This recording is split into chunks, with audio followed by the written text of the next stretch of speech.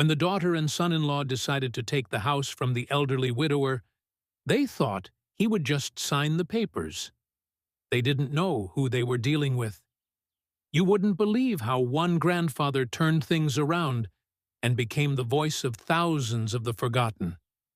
You ever get that feeling you've overstayed your welcome in a place that was supposed to be yours too? Yeah, that's where I was. Basement-level exile at my daughter's house. And calling it a house was generous.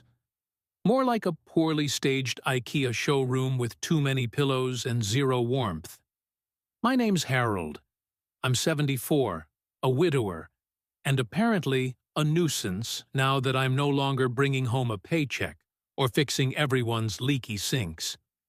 My wife, Margaret, God rest her patient soul, passed away 8 months ago.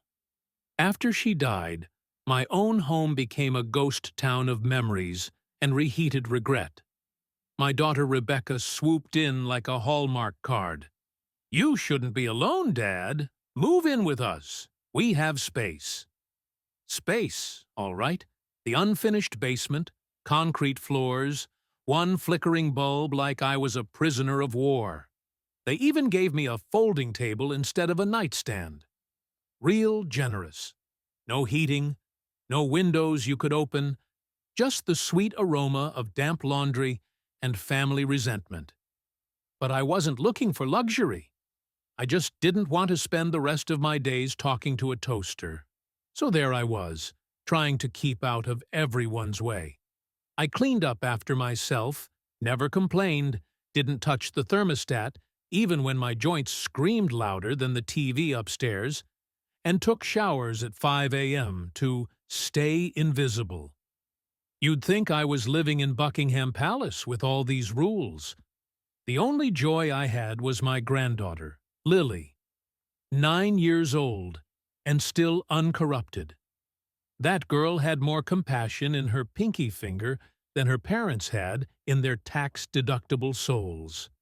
She'd sneak down and color next to me on the cold basement floor, like it was a royal playroom. We'd whisper so no one could hear us laughing. One morning, I got this brilliant, apparently criminal, idea to bake her an apple pie. You know, the old-fashioned kind with real butter and cinnamon. None of that gluten-free oat milk substitute nonsense. I used to make it every fall for Margaret. I thought Lily would love it. Big mistake. I pulled it out of the oven, golden and steaming, and the smell alone almost made me cry. Lily came bouncing in with a sparkle in her eyes. "Grandpa, you made this? For me?" "Sure did, Pumpkin. Thought you deserved something sweet." She hugged me like I'd just saved her puppy. And then came the wrecking ball, Rebecca, heels clicking like a prosecutor entering the courtroom. "Dad, what are you doing using the oven?" she snapped. "I told you not to cook when we're not home." I blinked, confused. I just made Lily a pie." "It's gas. What if something happened? You could have started a fire." "I know how to use an oven, Rebecca. I'm not 200. "Well, maybe act like it. Don't touch the appliances again, please." Then she grabbed her organic celery juice from the fridge and left, muttering something about boundaries. I stood there, holding the pie, my dignity evaporating like the steam off that crust. "And Lily?" She quietly took a slice and gave me this look, like she knew the grown-ups were the real fools. From there, it went downhill fast. Much faster than I expected. Like a slow-motion fall you feel in your knees before your brain catches up. Mark, my son-in-law, was already giving me the silent treatment. He worked from home, which basically meant pacing around in sweatpants, pretending his podcast startup was changing the world. Every time I walked through the kitchen, he acted like I was farting in his airspace. One afternoon I was trimming the backyard hedges, something he hadn't done in 2 years, and he had the nerve to say, "Can you not cut them that low? It ruins the symmetry." Maybe next time you pick up the clippers, I muttered. What was that? Nothing. Just admiring the symmetry. He didn't laugh. A few nights later, Lily came downstairs with one of her drawings. Two stick figures holding hands under a big sun. This is me and you, Grandpa, 'cause you always talk to me. Mommy and Daddy don't listen much. I swallowed a lump the size of my pride. That's beautiful, sweetheart. I'll hang it right here. I taped it to the concrete wall above my cot. Of course, nothing good goes unpunished in this family. The next morning, Mark came storming down like the FBI. Hey, we need to talk. You need to stop saying things to Lily that confuse her. What things? This bonding stuff. You're not her parent. I stared at him. Are you jealous your kid likes talking to someone who listens?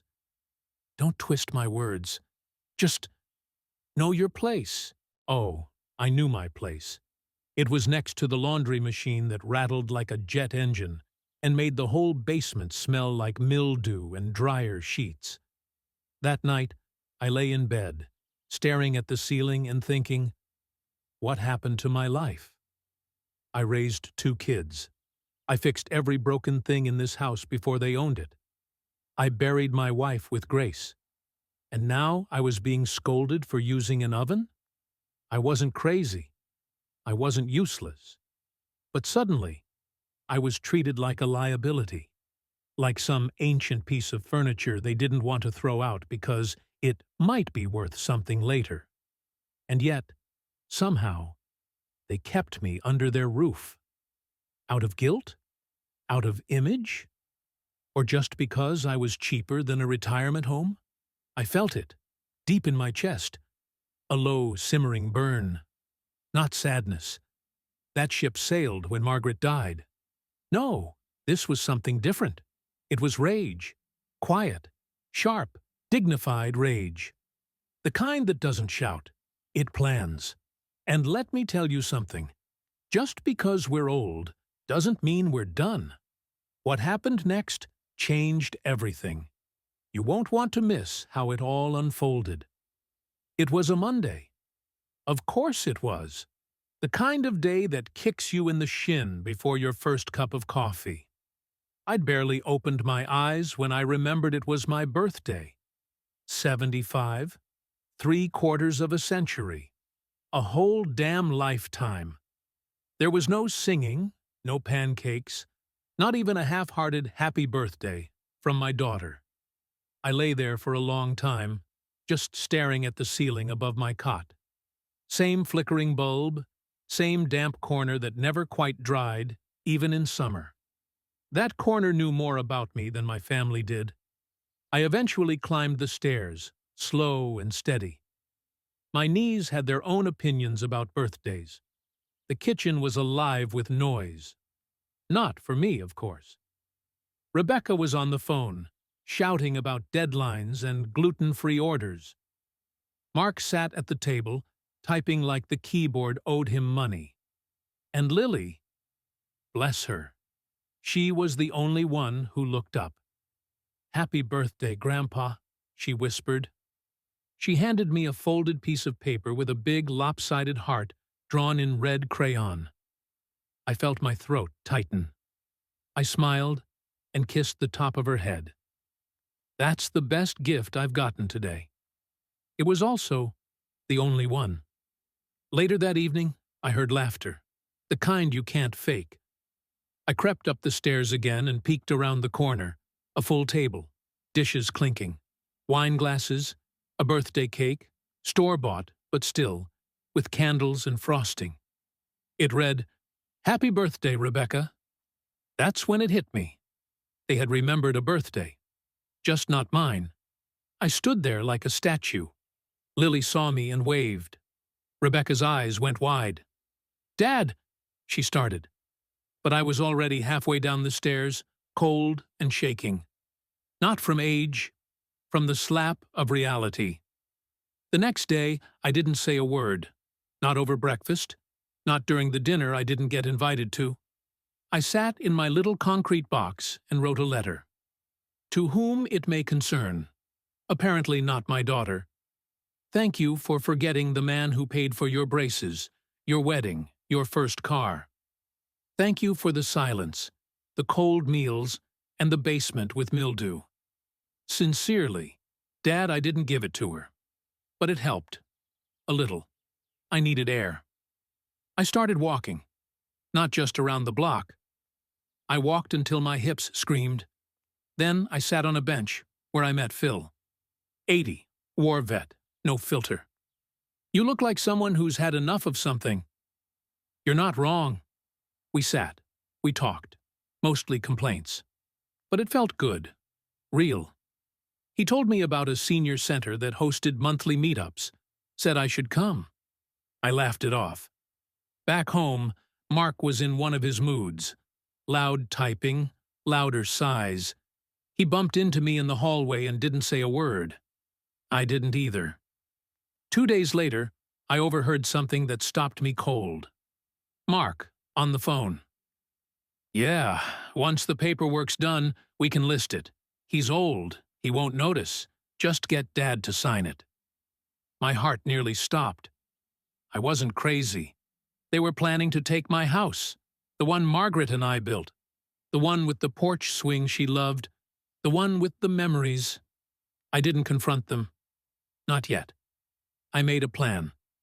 First, I found a lawyer. A real one. The kind with a tie and a spine. I brought every paper I had. Deeds, taxes, bills. She looked through them, nodded slowly. You still own the house. Next, I copied everything. Then I made a file and left it on the kitchen counter. For your records, I wrote. Rebecca didn't say a word, but I saw the panic in her eyes. Then came the community board. Phil nominated me. They wanted elders with life perspective. I laughed, but accepted. I gave my first talk the next week. We talk about elder care like it's some charity act. But sometimes, the biggest threat to dignity isn't out there. It's upstairs. People clapped. Some cried. I shook hands until mine hurt. Back home, Rebecca finally spoke up. You're making us look bad. Number, I'm showing people what bad looks like. She didn't reply. The next morning, Lily hugged me tighter than usual. Are you leaving, Grandpa? Not anymore, sweetheart. And I meant it. Everything is changing. But the storm hasn't passed. Chapter 3 will show you how Harold turns the tide and what it costs. It's funny how people assume you'll go down quietly. As if being polite your whole life means you'll just fold like a lawn chair when the real ugliness starts. That was their mistake. And boy, were they about to feel it. After the community board talk, something clicked. I wasn't just a man with a story. I was a man with proof. I had names, dates, signed forms, a whole damn file of things they thought I'd never keep track of. And suddenly, I wasn't afraid of making noise. The day after the meeting, I asked Rebecca to sit down with me. Just her. Mark could stay upstairs with his podcasts and passive aggression. Look, I said, I know you didn't think I'd push back. I know you thought I'd sign whatever you handed me. But this house, this life, is mine.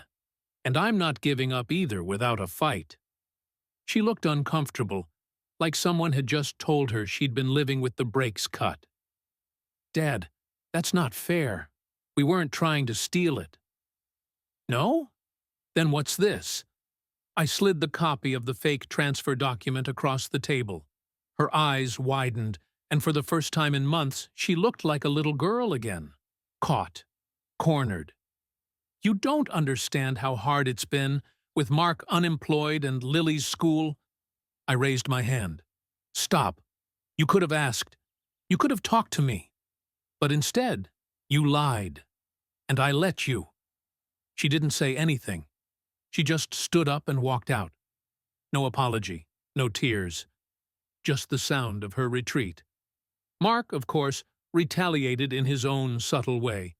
He started turning the Wi-Fi off in the basement, started parking me in so I couldn't go on my walks, even changed the thermostat code so I couldn't adjust it. Petty? Absolutely. But predictable. And ineffective. I started spending more time at the community center.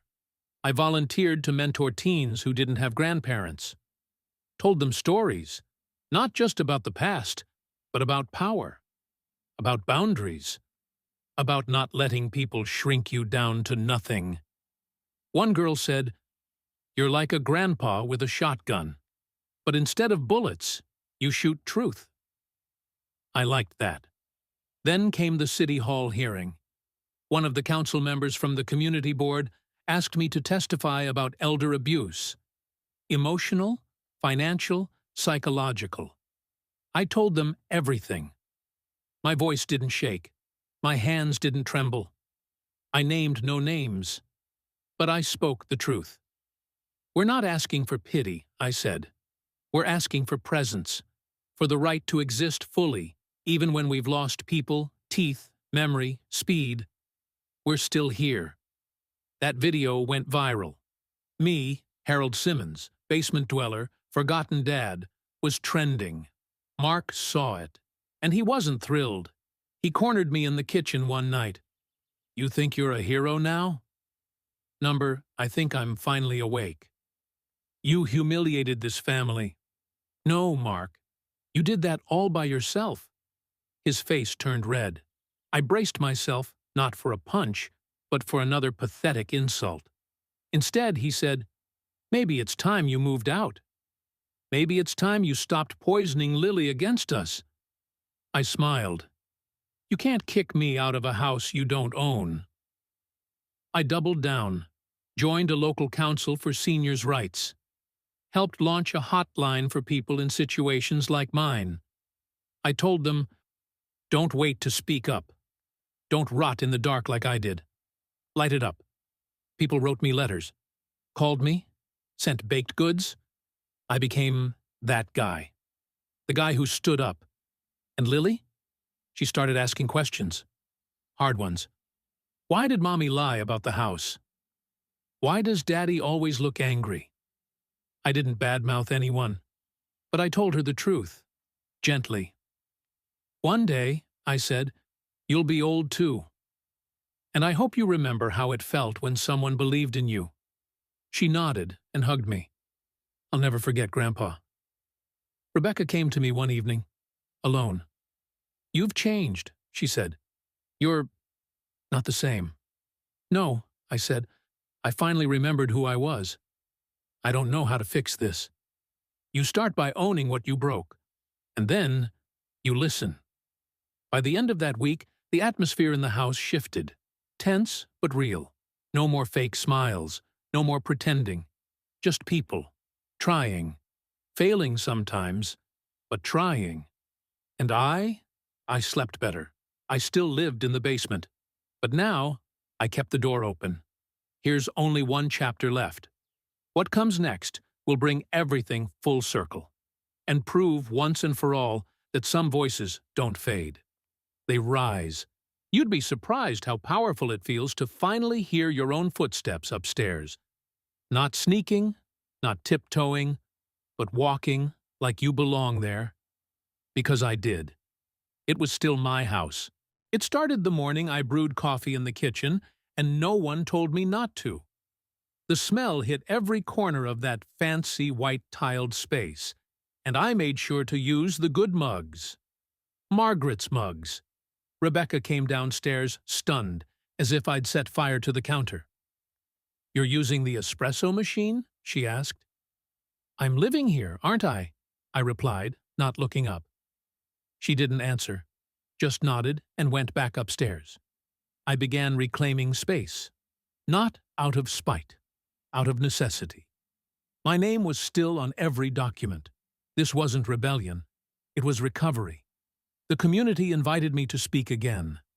This time, not just about abuse, but about agency, about living while aging, not disappearing. I told them how easily a person can get erased in their own home, how silence feels heavier when it comes from people you once carried in your arms. I am not a guest in my own life, I told them, and neither are you. The video went even further than the last, shared by advocacy groups, parenting forums, even veteran networks. They called it the Herald Principle. Funny, huh? They erased me for a year, and now the world wouldn't stop listening. One group asked me to contribute monthly to their newsletter. Another invited me to co-host a podcast. Me, a man who barely knew how to use Zoom. But I did it. Lily helped with the tech. "You're kind of famous now," she said, grinning. I smiled back. "Good. That means when I say something, people might actually hear it." The change at home wasn't instant, but it was steady. Rebecca began apologizing in action, not just words. She invited me to dinners, asked my opinion. Mark stayed distant, tense, but he backed off. Maybe it was guilt. Maybe it was fear I'd go public again. Didn't matter. I didn't need his approval. What I needed was respect. And slowly, I got it. I set up a chair on the porch. My chair. The same one Margaret used to read in, cushion faded but sturdy. I sat there every morning, coffee in hand, paper in lap. Neighbors waved. Some stopped to chat. I wasn't invisible anymore. One Sunday, Lily sat beside me with a sketchbook. "What are you drawing?" I asked. "Us, sitting here, 'cause this is my favorite place." I looked at her, that same red crayon heart from months ago still pinned to my wall in the basement, though I didn't live down there much anymore. That room became storage. History. Rebecca came out later that evening. "You've changed all of us, Dad. You know that? Number I reminded you who we were before we forgot." She teared up, and this time I didn't turn away. I let her feel it. Let her be human again. My 76th birthday came around. I hosted it, cooked my old recipes, invited neighbors, friends from the center, even some folks from council. Mark sat at the end of the table, quiet, watchful. He didn't speak much, but he didn't protest either. That was enough. Lily stood up mid-dessert with a drawing. "This is Grandpa," she said, "the one who reminds people not to disappear." People clapped. I cried. I didn't care who saw. I still have bad days. Age doesn't stop for applause. My knees ache. My hands shake when I'm tired. But I no longer doubt who I am, or where I belong. And every morning, I take back the keys to my life. One step, one voice, one chair at a time.